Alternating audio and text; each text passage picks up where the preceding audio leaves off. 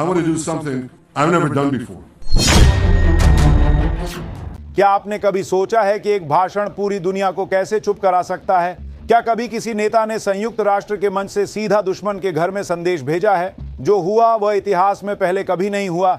ये कहानी है उस दिन की जब इजराइल के प्रधानमंत्री बेंजामिन नेतन्याहू ने अपनी आंखों में 7 अक्टूबर के हमले का गुस्सा और अपने शब्दों में प्रतिशोध की आग लेकर आए। उन्होंने ऐसा टहलका मचाया कि पूरा हॉल खाली हो गया और कई देशों के नेता गुस्से में उठकर भाग गए।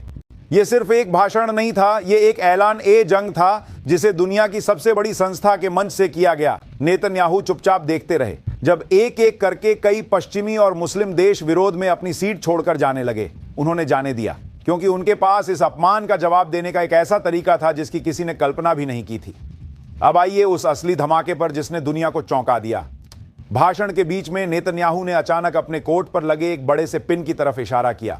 यह कोई साधारण पिन नहीं था, यह एक QR कोड था। उन्होंने पूरी दुनिया को चुनौती दी। दुनिया का एक बड़ा हिस्सा 7 अक्टूबर को भूल चुका है, पर हम नहीं भूले। इजराइल उस दिन को कभी नहीं भूलेगा। उन्होंने आगे कहा, अगर आप भूल गए हैं कि उस दिन क्या हुआ था तो अपना फोन उठाइए, झूम कीजिए और इस QR कोड को स्कैन कीजिए।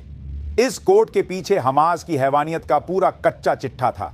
यह कोड उन बंधकों का दर्द, उन परिवारों की चीखें और इजराइल पर हुए सबसे क्रूर हमले की तस्वीरें दुनिया को दिखा रहा था।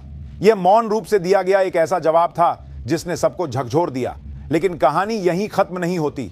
नेतन्याहू ने एक और बड़ा खुलासा किया। उन्होंने कहा, मैं आज यहां से कुछ ऐसा करने वाला हूं जो मैंने पहले कभी नहीं किया। दरअसल संयुक्त राष्ट्र में आने से पहले उन्होंने एक अविश्वसनीय योजना को अंजाम दिया था। नेतन्याहू ने बताया, मैंने पूरे गाजा को बड़े बड़े लाउडस्पीकरों से घेरवा दिया है। ये लाउडस्पीकर इस माइक्रोफोन से जुड़े हैं, यानी उनका संयुक्त राष्ट्र का भाषण सीधे गाजा की गलियों में एक एक फिलिस्तीनी और हमास के आतंकियों तक पहुंचाया जा रहा था। सिर्फ लाउडस्पीकर ही नहीं।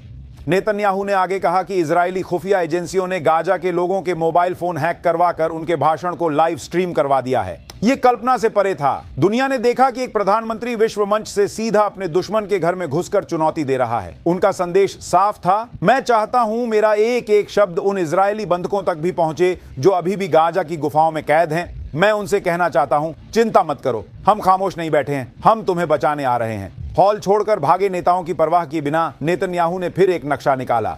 यह नक्शा इजराइल की सैन्य सफलताओं का एक डरावना हिसाब था। उन्होंने एक एक कर दुश्मनों के नाम लिए और बताया कि इजराइल ने अभी तक क्या हासिल किया है। यमन में हूती आतंकियों के आधे से ज्यादा शीर्ष नेता अब जा चुके हैं। गाजा से आतंकी सिनवार भी जा चुका है। लेबनान से आतंकी हसन नसरल्लाह भी चला गया है। सीरिया से बशर अल असद का शासन भी जा चुका है। यहां चले गए का मतलब सीधा और स्पष्ट था, उन्हें मार गिराया गया है। फिर उन्होंने ईरान की तरफ इशारा किया। ईरान के शीर्ष सैन्य कमांडर और उनके शीर्ष परमाणु वैज्ञानिक भी जा चुके हैं। अंत में उन्होंने इराक के बचे हुए आतंकियों को सीधी धमकी दी। इराक में कुछ आतंकी बैठे हैं, लेकिन वे अब हमसे डरने लगे हैं। अगर उनके नेताओं ने इजराइल की तरफ आंख उठाई तो वो भी चले जाएंगे। यह बयान सुनकर पूरा हॉल स्तब्ध रह गया। नेतन्याहू ने सिर्फ भाषण नहीं दिया, उन्होंने अपने शब्दों से पूरी दुनिया के सामने एक नई लकीर खींच दी। इस एक घटना ने यह साबित कर दिया कि इजराइल अब सिर्फ रक्षा नहीं बल्कि आक्रामकता की रणनीति पर काम कर रहा है। नेतन्याहू का यह गुस्सा और आत्मविश्वास सिर्फ 7 अक्टूबर के हमले का बदला है या यह मध्य पूर्व की राजनीति में एक नए अध्याय की शुरुआत है? यह वह खेल है जो इजराइल अब खुलेआम पूरी दुनिया को दिखा रहा है।